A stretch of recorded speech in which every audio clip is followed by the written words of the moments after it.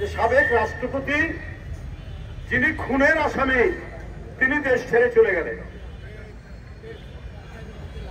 আপনার গোয়েন্দা সংস্থা ডিজিএফআই, গোয়েন্দা সংস্থা জাতীয় নিরাপত্তা কি জাতীয় এরা ক্লিয়ারেন্স তা দিলে কি করে উনি যেতে পারেন? এমন রাষ্ট্রপতি যে বাংলাদেশের পরিবেশ নষ্ট করার জন্য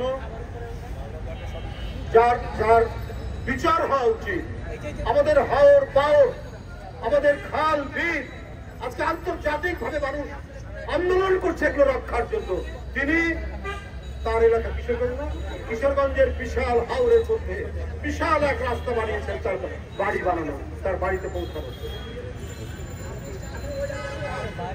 এই হচ্ছে সাবেক রাষ্ট্রপতি, কারণ উনি ফ্যাসিবাদের প্রতিনিধি, উনি রাষ্ট্রপতি, কিন্তু উনি তো শেখ হাসিনার কথাই চলতে, অতএব শেখ হাসিনার যা মাইন্ডসেট, যা মানসিকতা, উনারও তাই মানসিকতা, দুইজনের মধ্যে তো পার্থক্য হবে না।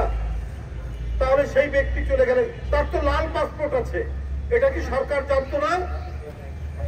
তার লাল পাসপোর্ট বাতিল করা হয়নি, এটা তো সরকার জানে। এটা কি এনএসআই ডিজিএফআই জানে না? তাহলে কি করে যেতে পারলো?